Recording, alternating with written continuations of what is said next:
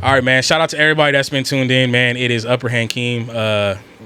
Yeah, this is the Upper Hand Podcast. I'm not sure what episode this is, but it's what we doing, man. I'm actually in the living room, man cave / creative spot for a super cool dude that probably like one of my first online homies I think I met through this on this social media YouTube journey.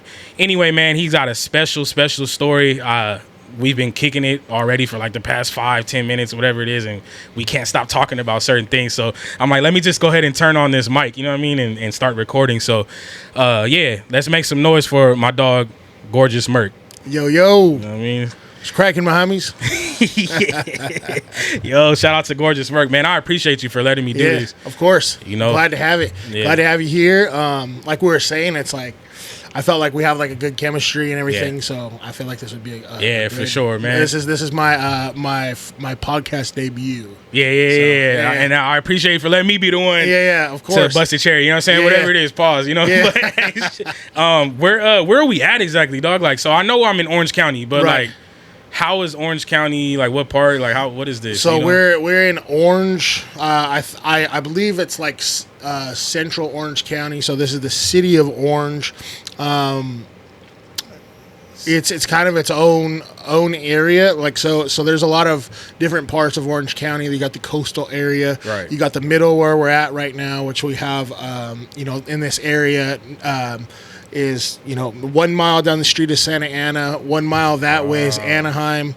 Then we have Garden Grove, Costa Mesa over there, Tustin, Fullerton. So So you're like, this is like kind of like the central. Is it like downtown considered? No, downtown of Orange County would be considered Santa Ana. Santa Ana is kind of like downtown. Yeah, I believe it's either Santa Ana or Anaheim. I'm sure. I think it's Santa Ana. Yeah. But this is kind of the downtown hub. We're in Old Town Orange right now. So city of Orange, but specifically in Orange, we're in Old Town Orange, which is kind of the downtown area. It's very old buildings. I don't know when they started, but 1800s, early 1900s. That's kind of like the vibe of the neighborhood that we're in this right area. Now. Very old. Yeah. The building we're in right now was built in 1904. Oh, that's crazy. Yeah. So it's old and it gets hot in here. There's no insulation in here. Yeah. We got 2 air conditioners running right now. But right. But you can't even tell. Like, so I'm from Vegas, bro. Like we kind of talked about it earlier, but like it's like totally different. Like I think like we'll get this type of building like downtown, and that's it. Like where I'm at. It's like 1960s is like the earliest, you know what I mean? Yeah. But like it's like totally different. Everything's congested. It took me like 20 minutes to like find a parking. Like, you know what I mean? I'm like, and you live like in the heart of it, right? Kind of like. Oh yeah. This is actually the circle. So the orange circle is where we met earlier in the circle because it's obviously a circle. Right. But it's considered the downtown hub area of Orange. Yeah. But it's all the shops are here, all of the restaurants are here and everything. So it's Now I picked up a hat from him, man. Shout out, we got the Slappers hat, man. I think you made 13. I made 13, yep, and I got a couple left over. So I'm in the mode too of setting up a Shopify, and I don't know internet stuff like that. So like we're talking about earlier, it's like, I'm learning, but so I was trying to set up a site, and I'm gonna start doing merch because that's what I do for a living as well is merch. So you do merch for a living? Merch, I'm the art director at I'm not gonna say, but it's a well-known clothing company. That's fire. But so I do t-shirt graphics and. Oh, that's dope. I didn't even know that. Oh yeah. I don't really put it out there. Yeah. But yeah. Do you get like a lot of side work, or you just focused on? No, I get offers or whatever you call requests or whatever, but I don't. I'm so burnt out on it, man. I've been doing it for almost 20 years. I started out doing it because I used to be a rapper, and I would make my own flyers for my shows, and even DJ, I make my stuff. So that's kind of how I picked up Photoshop, and then my buddy started going to a little school for it. So then I started going to that, kind of following his steps, and then I got into the apparel industry, and Been doing that for like the last 15 years. Oh, that's fire, bro. Yeah, so it kind of all like coincides. It makes sense, like, because I feel like I could see it now. Yeah, like the way that you brand yourself, you know, whatever. I don't like to use that word too much, but the way that you present yourself to the world, I'm like, oh yeah, it's like it's put together. Yeah, like it's not just like, no, let me just, you know, it's you, authentically you, and what you like. I can tell. Yeah, and I've been doing this, like I've been doing graffiti. I don't do graffiti anymore, but you know, I did start doing graffiti when I was like 12 years old, and that's how like I got the name Merk. Was a graffiti name. I kind of figured. I used to write. I was a writer back in the day. I grew up with a lot of Mexicans. Like literally all the homies I grew up with are Mexicans. You know, so like if you weren't writing, you were like, who is this kid? You know, everybody I grew up with wrote. So I kind of could tell, like, when I seen Merk, I'm like, okay, that must have been like his name. Yeah, you know, Merk like back one. in the day. Merk Warner. Yeah. That's hard, bro. Yeah. The graph scene out here is big, huh? Oh, yeah. I remember seeing, there was like a site, I think there was a blog back in the day. 12-ounce profit? 12-ounce profit, bro. 12-ounce profit. Damn, how did I forget about 12-ounce profit?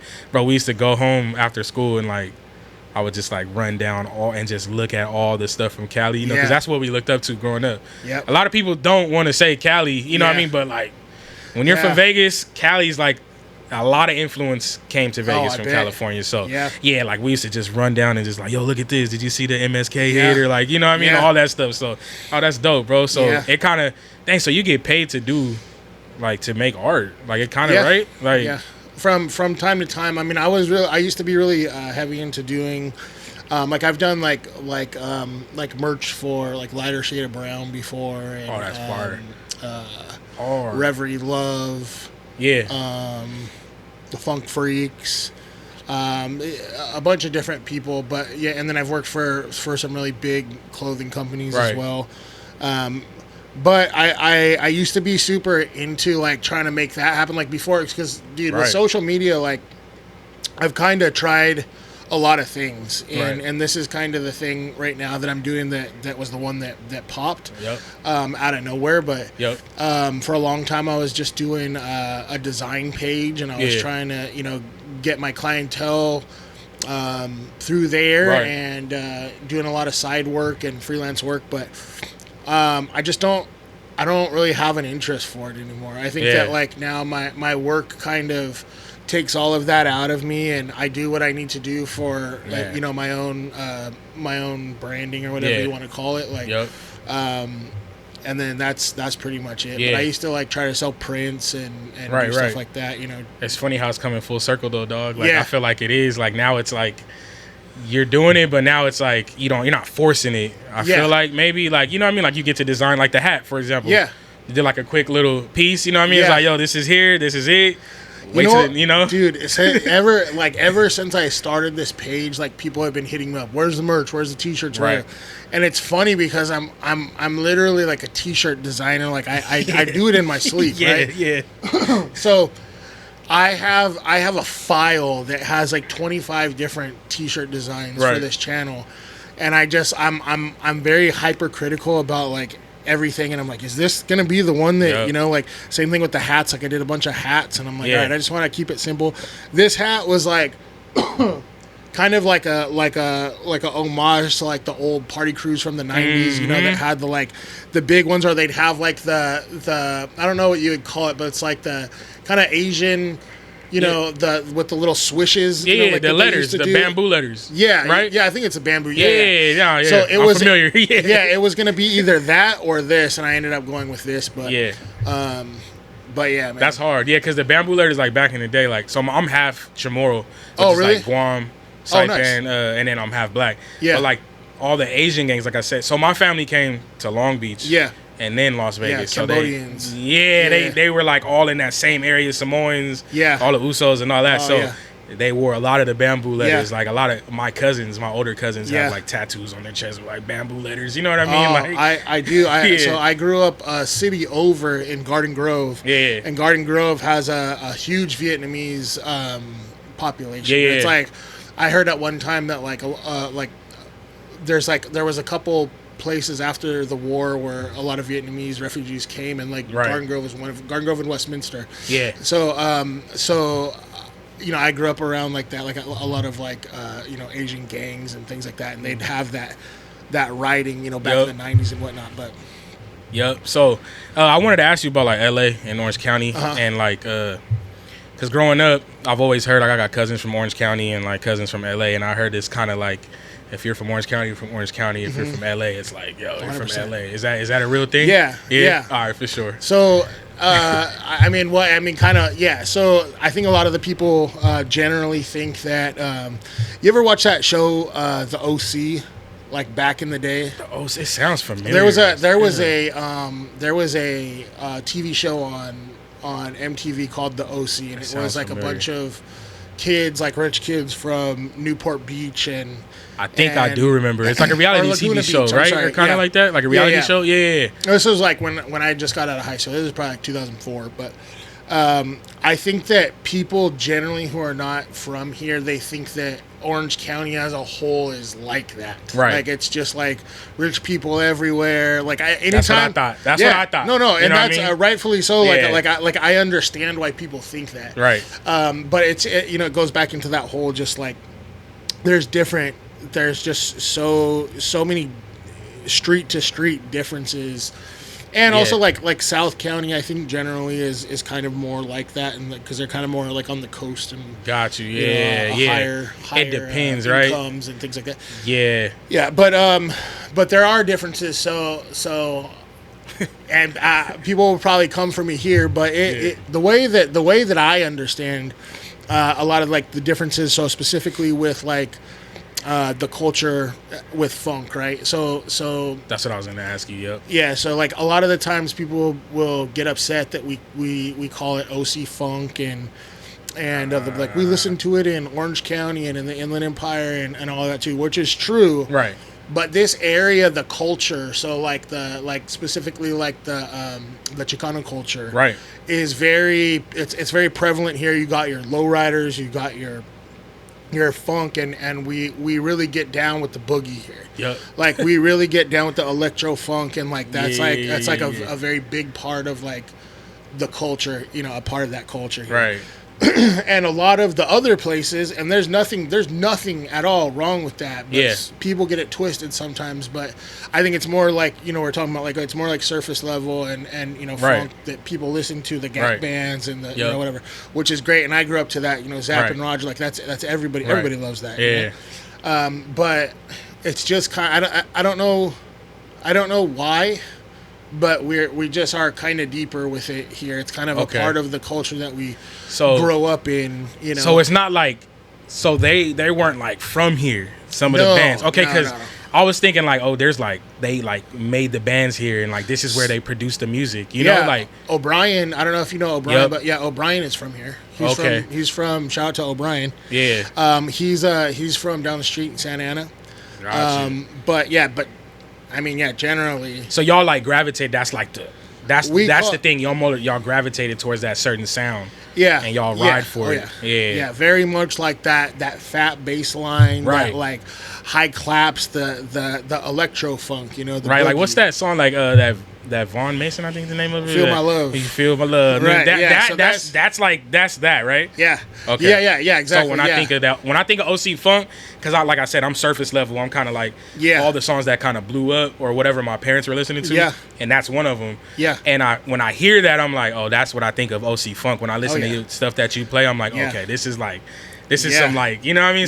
Some Chicano like boogie vibes. Bro, you go to any funk night out here and you'll hear them play Feel My Love like 3 times, and there's absolutely nobody cares that you played it 3 times. That's super People dope. want to hear it, Yeah, I wish we had that in Vegas, man. It's totally different out there. Like it's a club scene, like everything. If it's not popular, then it's like you're not gonna get booked. And I did the club circuit for a long time. Like since I was like 18, I was just doing clubs until like 2020. And that's what I kind of wanted to ask you, like what got you into DJing in the first place? Like what even got you to that place? You know what I mean? Yeah. So I DJ'd like house parties in the 2000s and the 2000 teens. For a long time, I wasn't doing clubs or anything like that because like But I initially got into DJing just because I grew up as a hip hop head, and I rapped for a long time. I was very very much like into the culture, the elements and all of that. Graffiti, right? I break dance for a little bit when I was younger. That's probably the least one. So you've done all the elements. I've done everything. You rapped. You said rapped for a long time. Right. And then 2006, shout out to Brian Callahan, my boy. He had some turntables, and he wasn't like a DJ that would like DJ or anything. He had turntables like and some records. Yeah, he was like a snowboarder guy. And I had ended up started going over to his house and messing around and scratching, and I just immediately when I first was scratching, not really knowing what I was doing, I just immediately fell in love with it and became obsessed with it, and was like, I need to find a way how to get turntables, and I went down to a Guitar Center, and at the time you could still buy turntables, and I bought I bought these I still have them. Damn, shout out to you for still having your first set, bro. I have okay I don't. Listen, I don't. I have a story about that too. Yeah. So I have sold one of them away and then bought it back. Yeah. And then I sold everything and then was able to buy everything back a few years later. Same thing. So you did like a pawn almost to somebody, like you pawned it and you're pretty able much. to get that. Yeah, and I bought it back, and shout out to my boy Vince, because I sold it, so we'll get more into that on why I walked away from it for a while. Yeah. But I walked away from it and I sold everything for $1,500. Wow. I sold not this. I bought this S7. The DJM S7. Yeah. S7. So I had a S9. This is I sold them in 2020. Gotcha. I had an S9. I sold that out separately, and then I sold that Vestax back there. With this as a complete, with the two turntables and the speakers and the cases and everything for $1,500. Two 1200s and everything, right? Crazy. You can't even get two 1200s like that. You know what I mean? And maybe. I had recently bought him in the last year back. Wow. And he was like, I'll just give them to you for what you sold me for. So he did me a solid. Shout out to Vince and the OC Funk crew, dude. Because that was a huge. That's love. Yeah, because he could have easily sold those for that whole setup for like. He could have taxed, you know what I mean? Like $1,800 on top, but that's love, bro. You got to keep those people around, like the ones that show love like that. Yeah, much love to them. Man, I bought my first turntable from my brother, actually. My brother was a DJ. Oh, nice. He still DJs, but not really. Like, he will if he, I don't know. I don't know where he's at with it right now, but like, he's the one that like got me into it, like fresh out of high school. I was like, is he older? Yeah. My brother's like 45. He's born in 79. So he's been doing it for a while, like house parties in the 90s, crates. Same like you know what I mean, starting right before the Serato boom and all that. But I was getting into it like super heavy. I just started getting into it, and then out of nowhere, I was like, bro, I think I want to start like gigging. Yeah. And I'm thinking he's gonna like give me he has extra turntables. I'm thinking he's gonna just give it to me. Yeah. But my brother's a businessman, and he charged me, bro. Like, and I was hurt because I was like 16 years old. I had like my first job. I'm bagging groceries.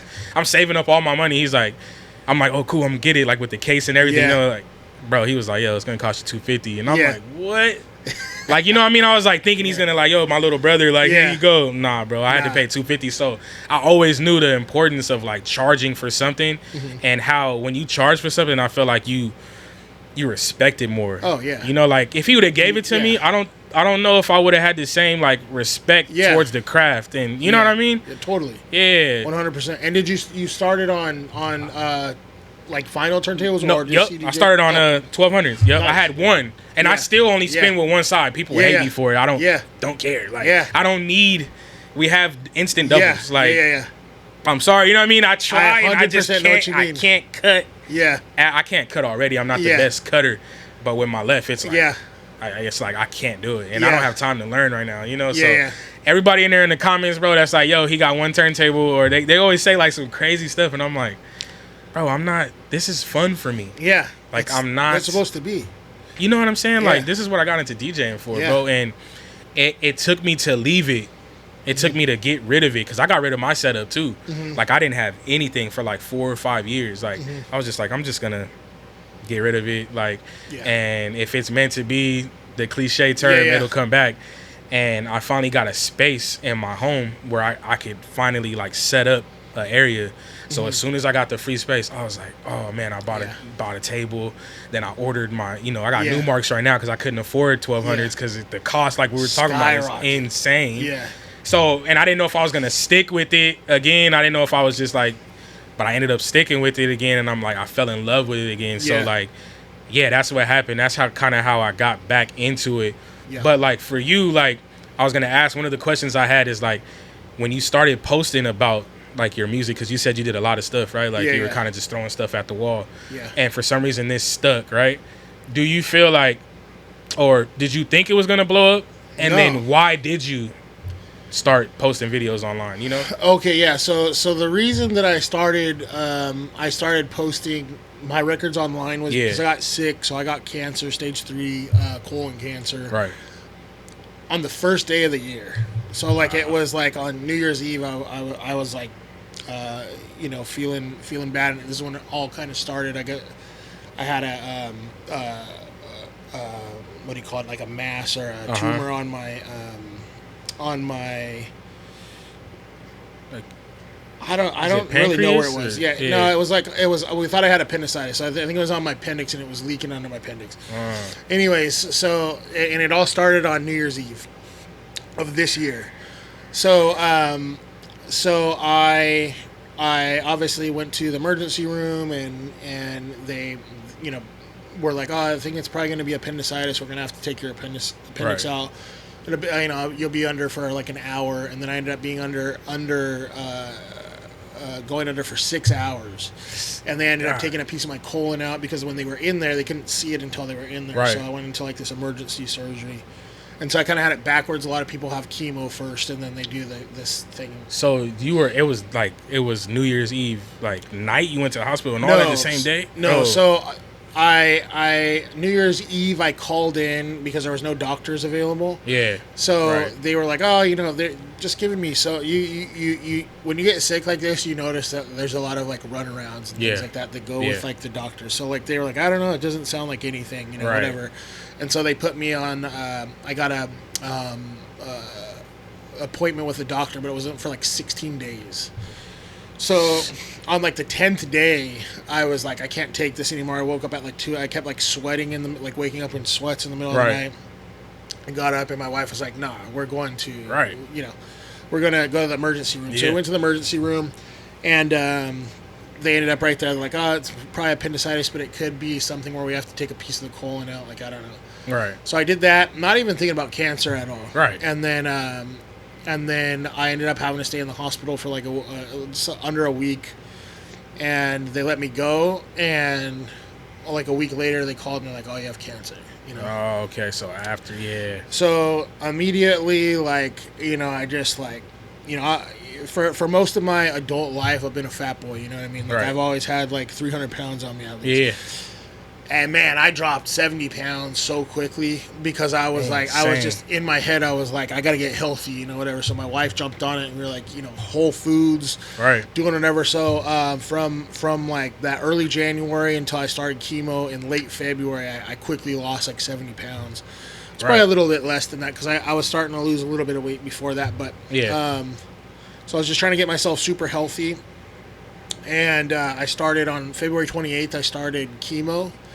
And I get, sick, and I couldn't, go outside, and we were tripping out because, they were like, oh, your immune system might be really low, and I was like super tripping out about it. Right. So as anybody would. Yeah. You know what I mean? Like, and so I wasn't trying to go outside or touch anything. It's kind of like COVID. I was that whole thing again. Yeah. Where I was like, I just don't want to be around anybody. Yep. So I was just laid up in here, and these records have been sitting here for 5 years in these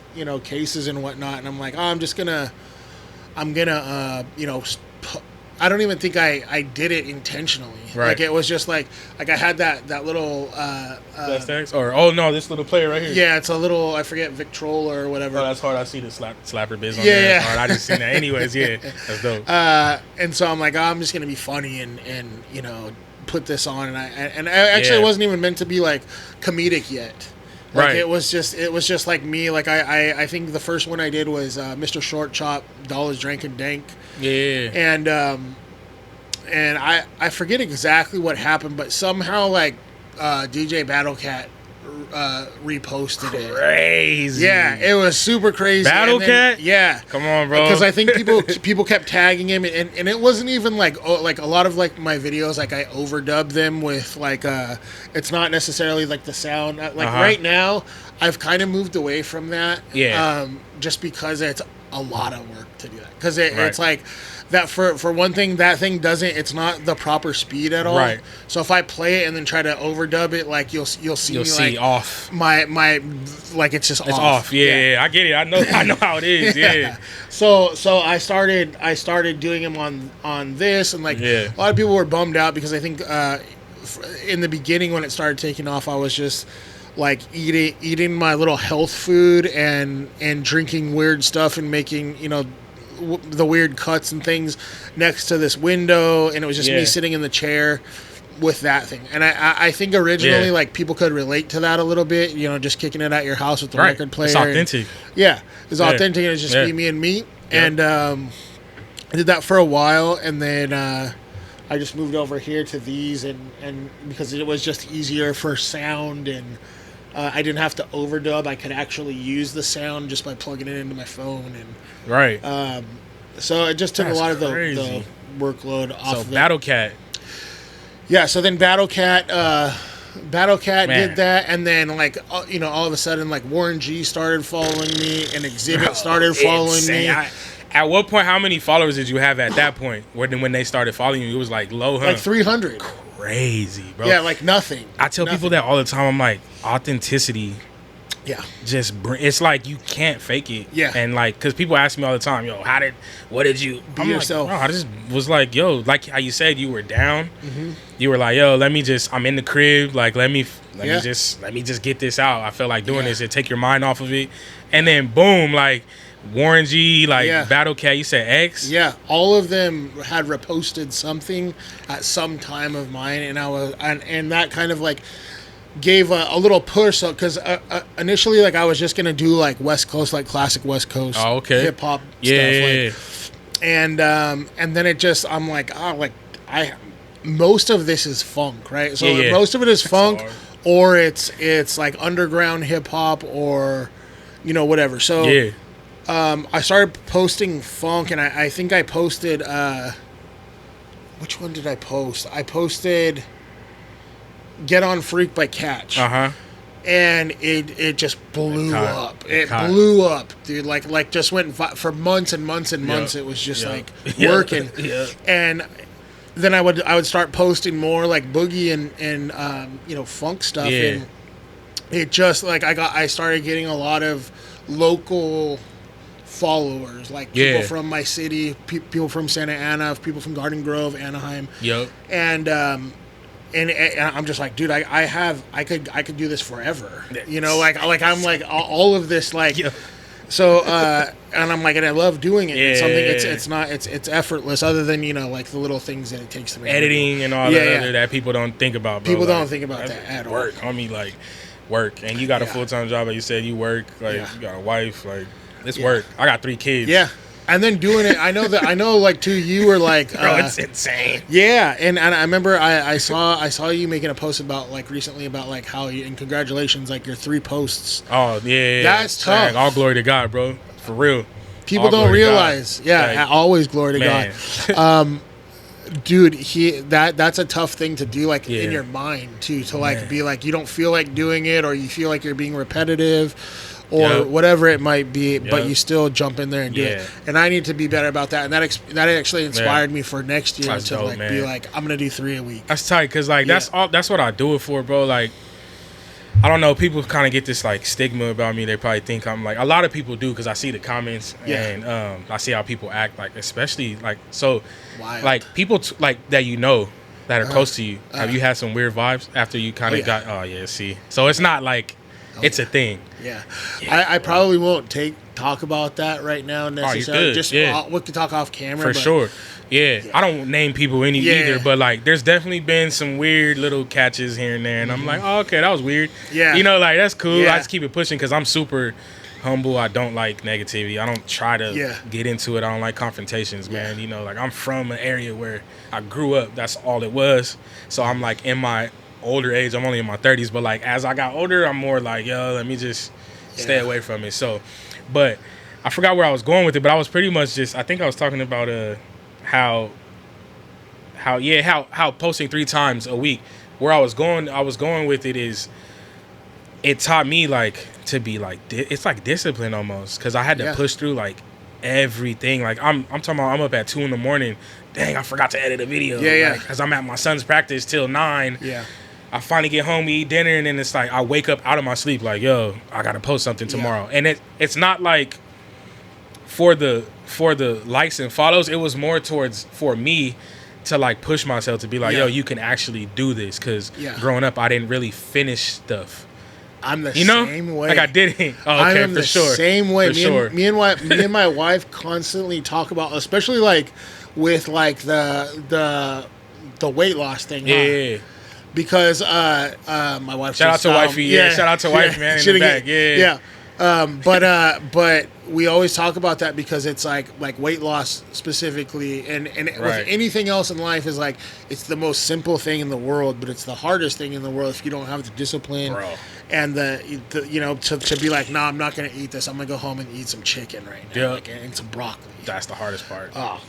That's the hardest part, man. You know what I mean? Like, so yeah, like my dad growing up, he's always like, oh, you're always doing this and doing that. And I am. Like, looking back, I'm like, oh yeah, my track record is like boo-boo. Like, I went from this and that and that. But then I came to a point in my life where it's like, yo, like, if you believe in God like I do, he told me I could do all things through him. So how come I can't? Yeah. But it was more like, yeah, you can, but you have to be disciplined and actually follow through. Because, you know, the Bible says... works without faith is dead. So you still got to put in that work. You can have all the faith, you know, that you want. But so going back to like learning about the whole cancer and how it happened and how it shaped your whole, like, what you just, like, how long ago when you became like cancer free, like how long ago was it? It was like 3 August. months. Yeah, like August, not August 31st. It was like not long, right? Like not too long ago. So it shaped like your whole year, right? Yeah, it was literally, like I said, like it started on the 1st of the year. So, you know, it literally went to the 31st of August. So it was an 8-month journey. But I still have, it. So, I mean, I don't really understand it. But like, but I'm in remission. So I don't have, but it's in there, right? So it can still grow back, or it could still, do whatever. So I have to do things like, I have to lose weight, right? Like, because being fat, it's like it has a much higher chance of growing back with fat, with the food that you eat. If you eat a lot of carbs, like carbs and sugar feeds, that's what it feeds on, right? So if you keep your body alkalized and you keep it, with having a lot of protein and things like that, then it's going to combat that. Right. So that's the thing that I'm kind of having an issue with right now. Well, I'm in agreement, bro, that we're both going to lose some weight, dog. Because I'm literally on that journey. Like, it's a battle, ever going battle, dog. Like, it's just me and my wife. Sometimes we get on the same page, and then like one week she's like super in her bag, like healthy, and then I'm like off of, you know what I mean? Like, I'm like eating cookies like in the back, and she's like, bro, we're about to go to the gym tomorrow. Like, so it's like, it's such a balance, bro. Like, to get, especially when you have like a other half, it's like you guys got to kind of get on one accord, like, and then like when we were doing it, because like the last maybe like a couple months ago, for like 3 weeks, we were like on it, like, because we were both like, we're going straight after work, going straight to the gym, like eating, juicing, and then I messed my back up. And then she got called back to work to go in office, and it like the last month and a half, we've been like off, bro. Like just like, and it sucks because I'm like, dang, dude, like we were on it. And now I'm like, I gained the 5-6 pounds back, and I'm like, but no, I'm in agreement, bro. Like that, I'll hit you up too. Yeah, I got your number now. Yeah, like, we should. I'll hit you like, yo, like hold me accountable, man. Like yo, like you go to the gym, like how you doing? You know what I mean? Like so and my thing too, ironically, is like I have no problem going to the gym. I go to the gym every day, dude. It's just like a part of my routine. Yeah. But I'll do things like you're like kind of like to what you're saying, like like when the sun goes down. Man. I'll be like, dude, there was one time I got up out of bed recently, so like I'll get like addicted to these little like things, right? And so recently you mean like different snacks or food? Yeah. So like recently it's been Krispy Kreme donuts and Wiener Schnitzel Reese's shake. So I was sleeping. Yeah. And I woke up at 1 o'clock in the morning and went to Krispy Kreme and was in my truck in the circle at like 1:30 in the morning eating 3 donuts and having, you know, a big ass thing of milk and like and then I came back and went to sleep. Bro. Like bro, it's like a demon. Like I don't know what it is, like a spirit. Yeah. Like I'll be knocked out. It'll be like 10:30 at night. But already like I have, like you said, when the sun goes down, it's like I don't know, it gets harder for me. Like, not even just that. Like, my mind starts racing. I'm thinking about, like, all the bad stuff. Like, I can't go to sleep. I'm thinking of what I could have did today. So that's funny. I could relate. My mom, she calls those zoom zooms and wham whams. That's like a term from prison. Yeah. That's what, like, inmates call their little snacks and stuff. Their commissary, they call them zoom zooms and wham whams. Yeah. And she always says that. She's like, you know, I'm going to the store to get my zoom zooms and wham whams. Yeah. Like, so if you hear somebody say that, they're talking about like food and like how it's like addicting and all that. But like I said, man, I'm in agreement, dog. Like I got your number now. Hit me up too, like please, man, because it's a problem, you know. Yeah. But I wanted to go back to, not to go back to it, but because you told me like you recently gave your life to Christ, or like how long ago was it? You know. Yeah. So and how did that help going through the journey with cancer? Yeah. Okay. You know so what I mean? So my I guess walk with Jesus. It started on October 9th, 2020. So what happened was during COVID, you know, like I had started to. It was the first time. Well, no, it wasn't the first time, but I again moved in by myself into this apartment. Gotcha. And this is January 2020, and then COVID happened. I got let go of the job that I was working at the day, March 11th, the day that like things started, you know, whatever. Yep. And so I was just here at the house again, just by myself, and you know, I was doing drugs and drinking still, and I'd had a long battle with addiction, you know, for a very long time, and I had kind of been getting sober since December 18th of 2018. So you know, like a lot of people during when COVID started, I was like, I'm gonna get healthy. You know, I got, you know, I started riding my bike a bunch, and I was like juicing every day and doing all the, you know, stuff. I set up a little gym right here. Yeah. And so I had lost I had lost a bunch of weight. I got below 300 pounds. I started at like 335 or something like that. And this was October 9th, and I went out with some friends and on a bike ride to celebrate it, and ended up stopping at a bar and having some drinks. And the drinks are the catalyst always for me, right? Like those are when I start doing drugs. The entryway. Yep. Yeah. So that's how it went. I was partying for, you know, reasons. I give me any reason to party, right? Yeah, same. So then I ended up going on like that Friday night, like on a sick one, until like 1 o'clock the next day in the afternoon, and I was just like in some random person's like just like a movie, like some random person's kitchen, and there's a guy I remember in this like dirty ass like house. It wasn't like a trap house, but it was like a just drug where everybody goes to get away from their problems. All kinds of different folks in there, you know, all kinds of different that just ended up there that nobody knows each other. This guy talking to the wall up there, and no joke. So and I remember just sitting in the kitchen, And, you know, I had been doing, cocaine all night. And something just snapped in my brain. And I could like feel the snap in my brain. And I don't know if it was like a physical, but I could like feel it mentally, like something just changed, and the world literally like looked different to me for the next three months. No joke. Like it looked like it was like sepia, or it looked just like drab and you know, whatever.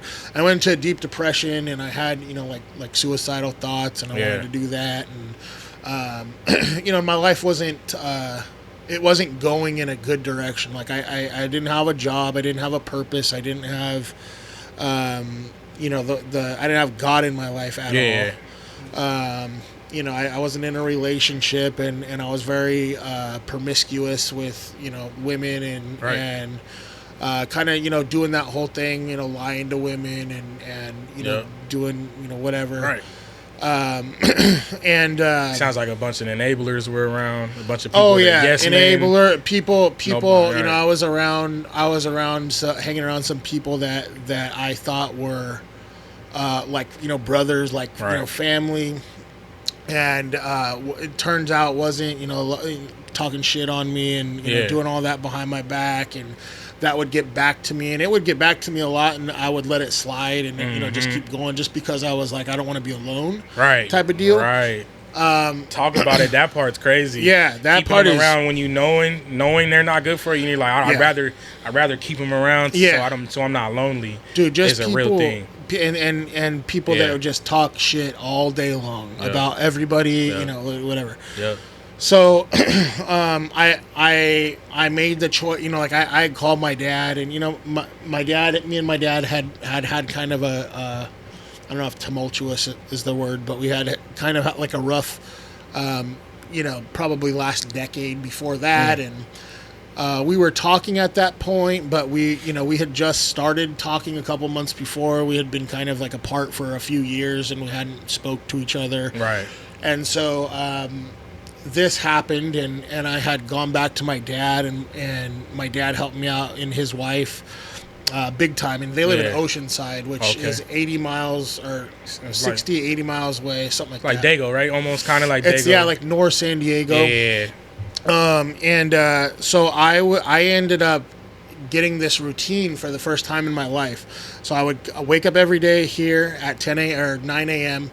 I'd take a shower, pack my good food and my water and everything. I'd drive to Long Beach, and Long Beach has like a yoga thing that they do. It's called Yoga on the Bluff, and it's just it's literally on a bluff overlooking the ocean. That's dope. And it's free. So so I would do that every day, and then after that I would shoot down to Oceanside, to San Diego, and then I would walk on the pier and do a little jog. And then 4 o'clock, my dad would get off, and I'd go meet up with him and his wife at their house, and I'd watch like baseball And this is after after the break, you said in your head. Yeah, this is immediately after. Oh, like right after. Yeah, because initially what happened was I came back home that day. I immediately left that apartment. I came, and I had to ride my bike. This is like in downtown Santa Ana. I rode my bike back home, and I'm just tripping the whole way. And then I physically broke down right there. And just like started crying, and like my head was just all crazy. And I called my dad, and they were like, we need to see a doctor, because we don't know what's happening. There might be something wrong, whatever. And I think actually I called my dad a couple of days later, but so he was like, you can come stay with me, because I was afraid of everything also too, for probably 2 months. I remember the first week I went, and I kept trying to find these things that would make me happy, right? And this will go into God later. So and I remember like driving down to the beach, and I'd see like homeless people on the side of the street, and it would freak me out, dude. It was really, really just a really odd situation. When I would watch TV, I remember being at my dad's house. My dad's a fisherman. So he would watch. He has like 2 TVs on top of each other, and he'd watch fishing on one and like UFC on another one. And I remember having to like leave the room because I couldn't stand like the fish being bloody and the guy getting punched. Right. Yeah, like it would like somehow like affect me. It would like. I watched Cars, the movie Cars, because over and over and over. Great movie, yeah. Great movie, but like there's not really a conflict in there. Yeah. You know, so it's like I kept watching that. It was just a very odd experience that I went through. So I would do that every day, and I did that every day for 3 months almost. I did that same routine where I'd go from Orange County to Long Beach to Oceanside and then back to every single day. And then I remember I got a job in January. And I was like, what am I going to do? I can't do this thing. Of 21? Like 2021? Of 21. Yeah. And so I was freaking out because I didn't know what I was going to do. Right. You know, I didn't, because I was going to break down too, yeah. Yeah, and I was going to break this little routine that was bringing me some sort of, continue. Yeah. It wasn't really, I don't know if it was joy. It was making me not freak out. And it was so weird too, because when the sun went down, my anxiety would kind of go away. So I had like peak anxiety basically. And I didn't have like insurance or anything. So I couldn't really go, and I didn't have any money, and I was like super in debt. So then I got that job in January, and then I was like, all right, cool. So things started to like mellow out a little bit. And during that time, I went with my friend Luce. Yeah. And she was telling me, she's like, she had grown up in the church. Right. And she was telling me, she's like, I'm trying to get back into my faith, and we can do it together, like. And so for me, like, I didn't grow up in the church or anything like that. So like I went, and my mom had become a Catholic later on in life, and I had gone to that a couple times, and went with my grandma when I was, small, but nothing crazy. So we were going to Catholic churches. Right. I grew up Catholic, so I'm super familiar with way different, yeah. So then I started. We went to a couple of those, and I was like, I don't know, this is not for me. Like, this is not, whatever. Yeah. And then so then I just kind of stopped looking, and we went to like another Christian church and whatnot. And then I met my wife in March of 21. So like after the whole, like during, still kind of though, you're still going through it, right? Kind of, but it's at the end of it. So it's like 6 months later, and I'm kind of like it's tapering off. You know? So I met her, and then I started dating her for a couple months. And then by the time Christmas came around, she was like, you know what? Same thing. She's like, I grew up in the church. I've been going to church since I was born, know. And then like the last couple of years, I haven't gone, and I want to get back. And I was like, I don't know. Like, I was trying to go to church, and it wasn't for me. Right. And so we went to a Christmas program at her church, which is Eastside Church in Anaheim. Oh, I like that. And I was like, dang, this is dope. Like, they have like, it was like a rock concert, dude. Like they had like, they were like, having like confetti and like, like a whole thing, like a show, like a whole, it was like a Christmas show. And so I was like, this is dope. Like, I'll come again, And then I came the next week. This is like probably early December. And I kept going every week, and then by like the middle of January of 22, I was like, I'm gonna get baptized, I'm gonna get saved, like, I'm gonna do this, like, Glory this is God, for me, right. Yeah. And so that's crazy. Yeah, and so we started doing. So that. it was pretty fast, right? Like, I mean, you seen it, and like March, you're saying, and I wanted it, so I had already wanted it, and then, but I was just kind of like, the Catholic thing was too much for me, right. And like I had gone to another church that I didn't really like, and I went to like a Victory Outreach type of church, and it just kind of tried a lot of different things. ones, yeah, and it just wasn't for me. So, but I went to this one, and I was just like, oh, this is awesome. And they had something else called like At the Movies, I think, where they would take like Star Wars one week for the whole month, and then they take like Back to the Future, and then they relate it into like the Word. Yeah, the Word. Yeah. And I was like, oh man, shout out to the pastors over there, because that's what you need. Like we were talking earlier, and I was telling you how I got into my walk. You know what I mean? And I feel like that you need pastors that you could relate to, or at least talk in today's like terms. You know, the Bible was written so long ago. Like, I feel like it's okay to like, obviously the word is the word. Yeah, exactly. But like, translate it in today's time, or else you're just not gonna get to the people you need to. You know what I mean? It's tough because it's like if you just randomly pick up a Bible and start reading it, it's tough to like understand what they're saying, and like, and that's why, you know, because for me personally, you know, like I don't necessarily believe that you have to go to church in order to, you know, have a. I'm right there with you, bro. Right there with you. To me, it's all about having a strengthened relationship with God. You know, and the word, right? Like somehow like mixing those two in.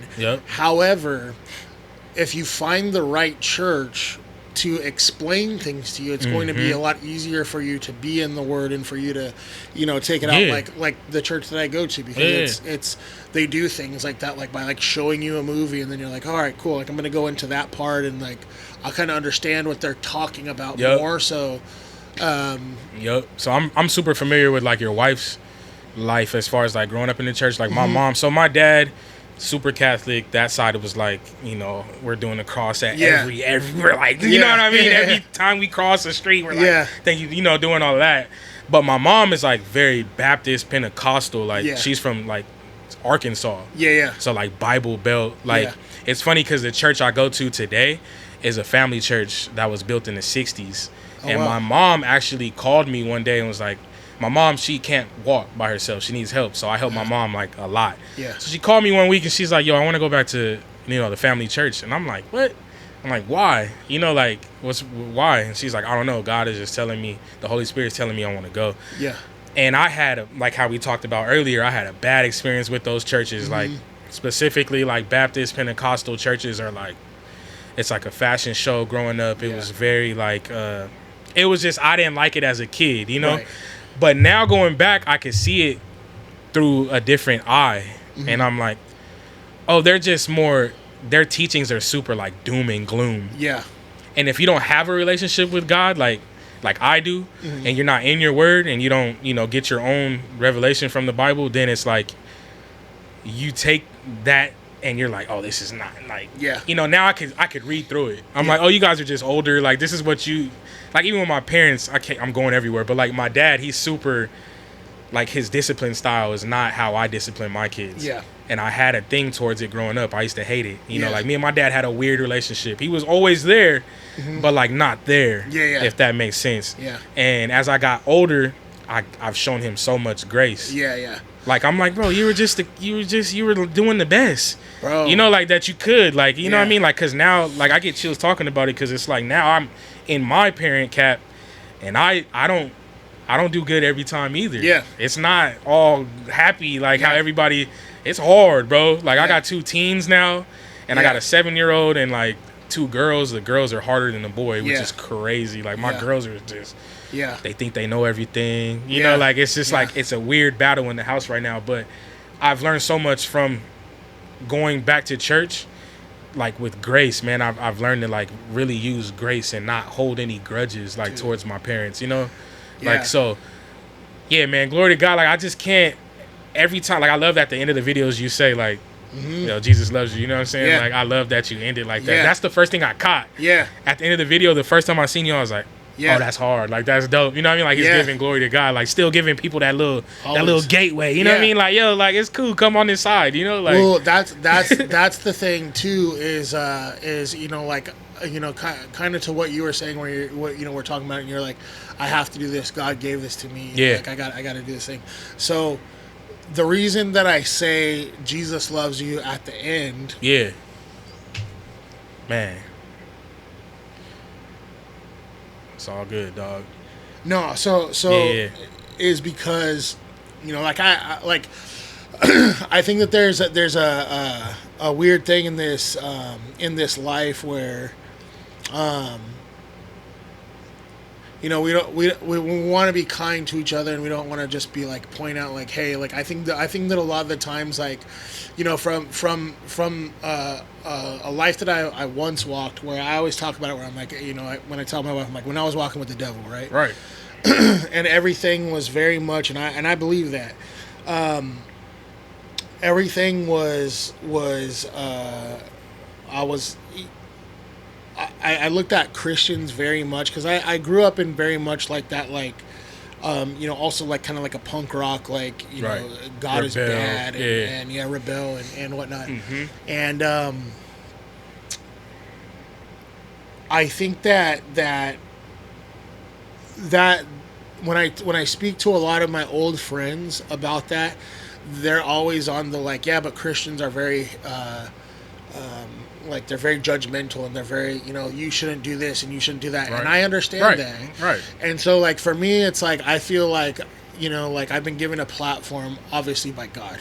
God gave me this platform 100%. For some sort of reason. 100%. So when I say Jesus loves you at the end, it's purely to plant a seed. And I don't really know where I got that from, but I remember somebody talking about, and I think it might have even been like AA or NA or something like that, mm-hmm. but planting a seed by saying Jesus loves you, then somebody will say that back, because it's like a catchphrase almost, right? Because people say that, and it's funny, because there's a graph writer who writes Jesus saves, and I don't know if this is why he does it, but it could just be he writes it.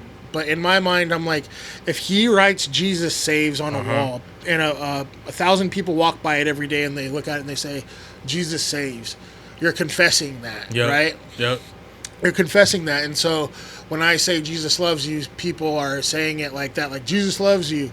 They're confessing it. And maybe, just maybe, at some point, that will be the seed that will build on itself. Because it's not my job, I guess. I don't feel like if I get out there and say, you guys should go to church, and you guys should repent, and you guys should, you know, do this, it's going to come off in a bad way. That don't work.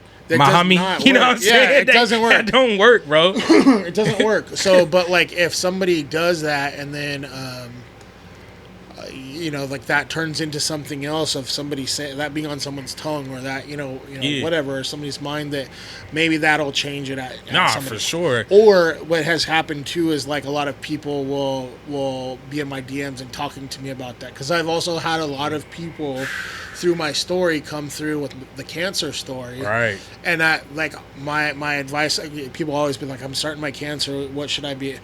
Bro, go talk to God. Oh, that's ministry right there. Yeah, it is. That's ministry right there, bro. And you know what I mean? That's the whole reason. So dope. Like, when you said today earlier, and many people have said to me before, like, oh man, you're being so positive. I mean, don't get me wrong. There's been times where I broke down on that floor right there and cried, you know, and like, and just had like the worst thoughts in my head of like, oh, I'm gonna die. This is gonna be the end of it.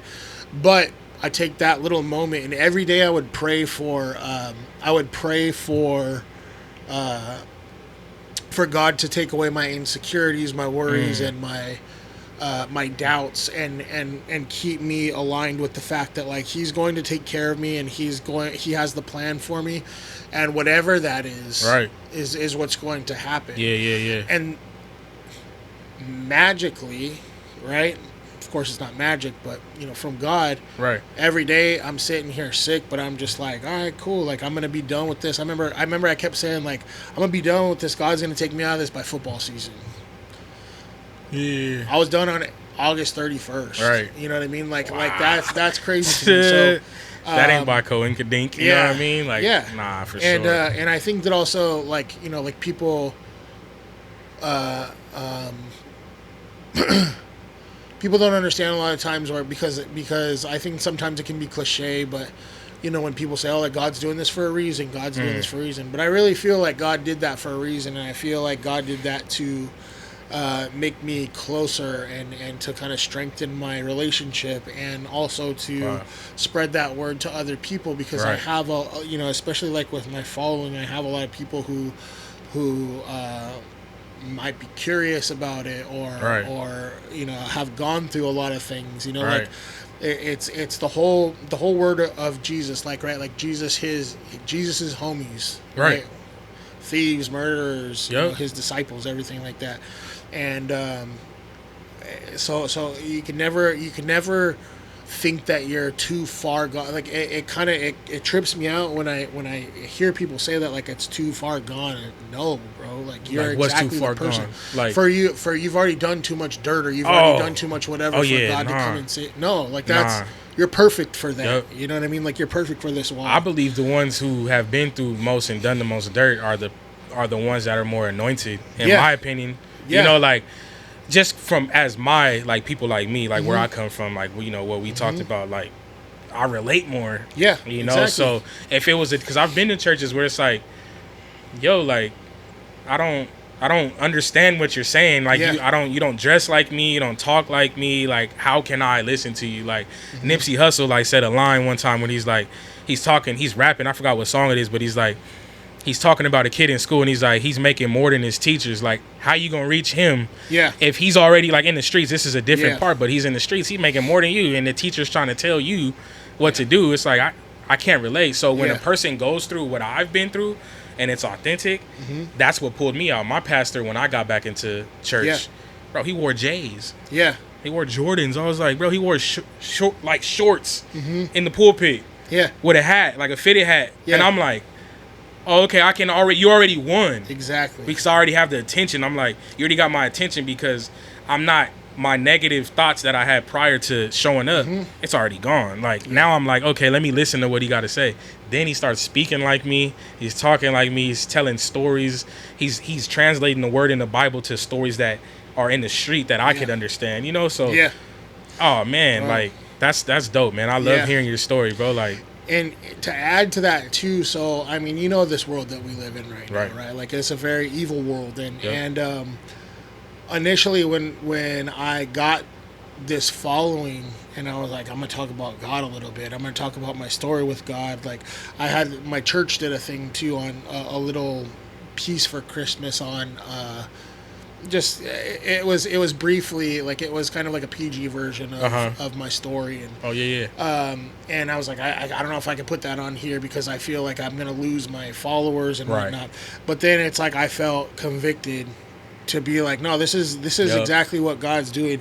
And I was expecting to, like, you know, lose a bunch of followers, and it's like, dude, like, those are some of the best videos that I was doing, was because, like, and, like, the comments were just loaded with, like, you know, God is great, you know, like, all of this, and I'm like, oh, that is so dope, man. Like, because there's people waiting to rally God, just like how there's people, like, condemning people who follow Christ. There's people waiting for people to speak up. You know what I mean? Because, like, especially now, I'm like, I gotta say something. Like, on my last video I just did, the Saturday cleaning mix, the morning cleaning.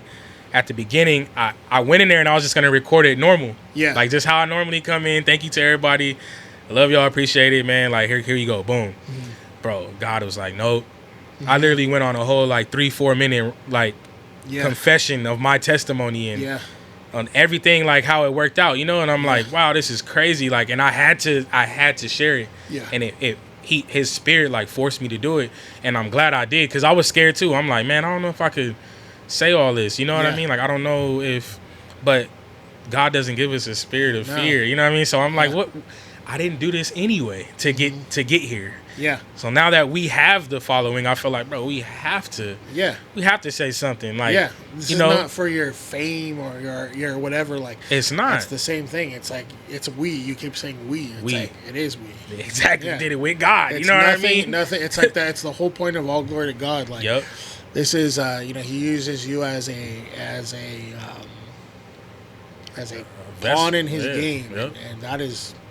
I'm here for it. No, that's it, man. Dope hearing your story. I wanna ask, like, there's 2 more questions, and then we'll get out of here, because I think we're at like an hour, and I know you got to be somewhere. You know what I mean? But what's the goal now? It's kind of funny, because this is kind of, what's the goal now for your social media presence and your following? Like, moving forward, what do you have? You know what I mean? What do you want to do with it? You know? I don't really know. I'm figuring it out as I go, I think. I definitely want to take it to different. Well, so like I would like to do more comedic stuff. I mean, you know, you can tell when you watch my videos. There's a character there. Yeah, right? funny as hell. The Hammy. Yeah. I appreciate that. Yeah. And I'd like to do a little bit more, I guess, like acting, more skits. You know, like things that probably don't necessarily have so much to do with. Music. This is one fact. This is a thing about me, and I kind of feel like you're the same way, and you can correct me if not. But I have a lot of creative things that like I like doing, and I like being about. And I've noticed that like I know that, you know, the success a lot of the times with this channel kind of depends on the one thing, right? And when I try to do things like I started a sports channel too recently. Yeah, I've seen that. Yeah, like a separate thing. So I kind of want to explore that, and that's kind of, I'm trying to figure out what that lane is necessarily. Like I'm kind of all over the place with it right now. Right. I was like calling games on one, and then I'm reacting to big plays of the week. Okay. I don't know what it will be. And then there's, of course, like the comedy skits, which I started doing years ago. Like I was making, you know, kind of comedy stuff. And that's kind of like where the Hammy character, I guess, kind of first started. It was different, but you know, I late teens, early 20s, I was of the years, I guess, like 2016 through 2020, I was trying to. Oh, like you were on. Oh, yeah. I was trying to do skits, and like that's kind of what, you know, like I was. But again, not being. Man, talk about it. People don't even. That's real quick. Like, you've been doing stuff. Like, it's not like, you know what I mean. Like, I'm not saying you tried to get, but you already been like trying things. Yeah. Oh, like, yeah. People like, sometimes they think overnight. Like. Yeah, like which it did kind of happen overnight. Yeah, but there was other things you were doing. Yeah. Like, for like 10 years.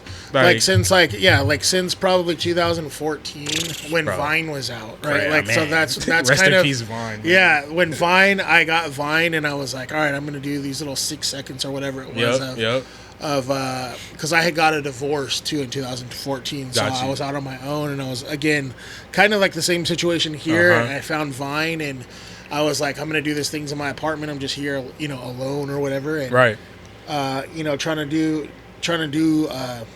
you know, little skits and whatnot, and I do them over the years, but not consistently. Right. And I wouldn't put a lot of effort into them, but there was a lot of stuff where there was something there, and it's kind of something that I've learned along the way of like putting things together and whatnot. Oh, dang. So I do want to do more of that. Maybe it might be acting. I did a little acting thing yesterday. Dope. That's going to be coming out for like a Halloween special on this podcast. Dope. But it's very minute, and I'm kind of playing myself, you know, like right. I mean, yeah, like a cameo, yeah, a cameo deal. But yeah, I don't know. I guess it's kind of like you know, the world is my oyster type of deal. Like I don't know what's around the corner. I know that every day I'm trying to figure out what's even like next with this channel, whether that be you know, I had expressed to you, I'm like I'm an introvert. I'm bad at talking. I'm bad at interviewing. I'm bad at like I recently did one with the beat swap meet, and I was like, you could see in the video my shirt's all sweaty, and like I'm like kind of disheveled because I was like super nervous about like doing it. Yeah, and then I missed a bunch of questions. Of course I didn't write them down, which I'm like, all right, I need to write these down. Like, man, it's I still to this day I'm like, bro, like if you seen, I should put out bloopers, because it's like the bloopers are crazy. Like I'll be saying some crazy stuff. I'm sure you got bloopers. You're like saying some craziness. Like, I'll stand right there and I'll for like 10 minutes I'll just roll the camera, and it's just like you could just hear me like whispering, like like how am I gonna say it? I'm like what's crack? Even in my videos now, like the last little series I've been doing, whatever it is, I don't even know what to call them, whatever. whatever these things are called on social media is so like not a real place to me at the same time. You know, it's such a weird thing that I deal with. But anyway, I've been rolling out these videos. You've seen like the old school song You Don't Know. And I've been saying the phrase wrong. But it's like I already recorded the take. I'm not gonna redo it. Yeah. Like I don't take it that serious. You know, like it's just not that serious. But I say like I'm like, here's an old school song you don't know.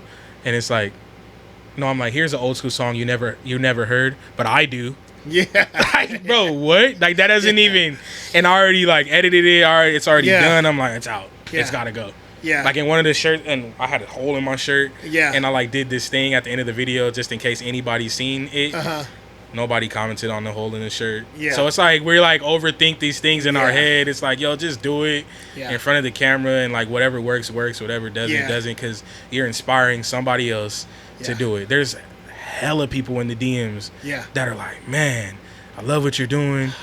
Like, glory to God. Like, bro, you kind of touched on it, like where people DM you and they're like, man, like I'm going through this or this and that. I've had people talk about killing themselves and your videos, and I'm like, what? Like, this is crazy. I'm just like, yo, I point them to God. I'm like, look, I got here because of God. Yeah. Like, don't ever think this is just me. Like, and I always leave the doors open for people. Like, it's a ministry, man. Like, at the end of the day, we got to remember we got this platform because it's a ministry to help serve God's people and help whoever wants need, you know, like.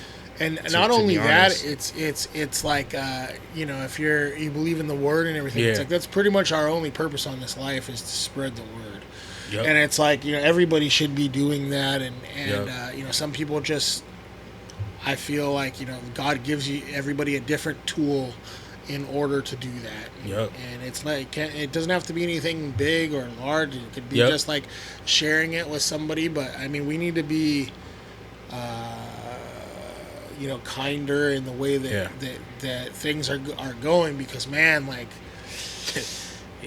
there's no you if you do it wrong, you can truly set somebody on the wrong path. You know what I mean? Like, so I think about that a lot of the times, like what we're talking about with just like the little subtleties and things like that, because the subtleties can go a long way, and the wrong subtleties could go the opposite way and send somebody off. So down a whole wrong road. You're right, man. Yeah, if you're a Christian, you got to think about that, man. You do. You got to hold yourself accountable. Yeah. Anyways, man, I know I could talk. I could keep talking. There's one more segment I'm gonna ask.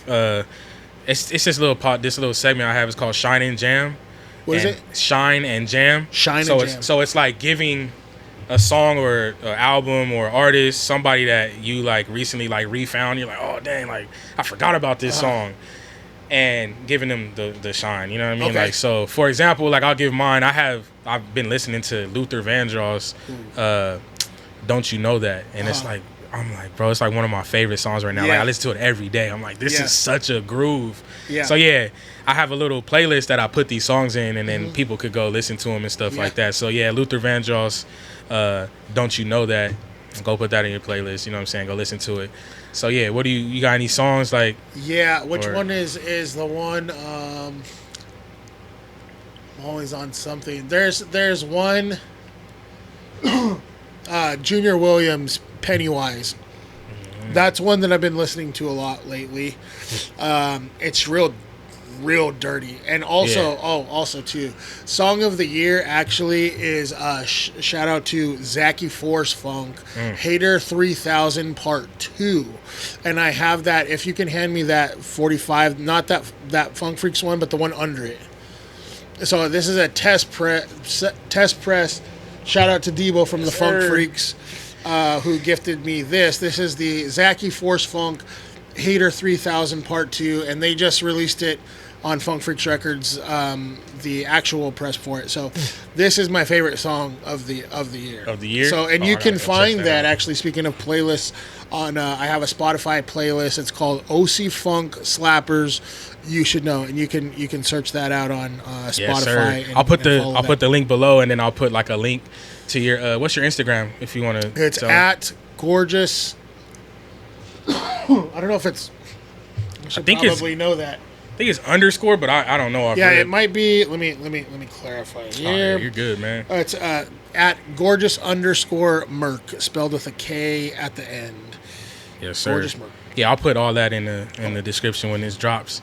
And I was thinking maybe this is off rip. This just came to my head right now. Maybe we could do like a collab playlist. Yeah. You know, like maybe you could throw some songs in there. I'll throw some songs and then we'll do like an upper hand Merk or I don't know. We'll come up with a name or like something. We'll figure it just out, drop it just to kind of merge the followings. You know what I'm saying? I'm sure this won't be the last one that we do. Oh, nah. For sure. I can keep. Bro, I can keep talking. Like, but we got things to do. You know what I'm saying? You got to do some things and, you know. I'll be out there in Vegas. We're going to go see the No Doubt thing at the Sphere. Oh, you're pulling up to that? Yeah, and we got tickets for it already. For my wife's a huge No Doubt fan, so like she's got like the orange with the hand holding the rotten orange tattooed on her, and like so we got it for her birthday's in May, so we got fire. That's gonna be lit. You gotta hit me up. Yeah, and we also too want to go to a Raiders game and stuff like that too. So it might be earlier than that as well. For sure. I'll definitely we're locked in now. We're locked in. So I appreciate you, bro. Yeah. Shout out to you, man. I appreciate you. I'll give a handshake at all right. Every at the end of every podcast, man, my dog, I appreciate you, bro. Like I said, go follow him, man. It's been the Upper Hand Podcast. Peace.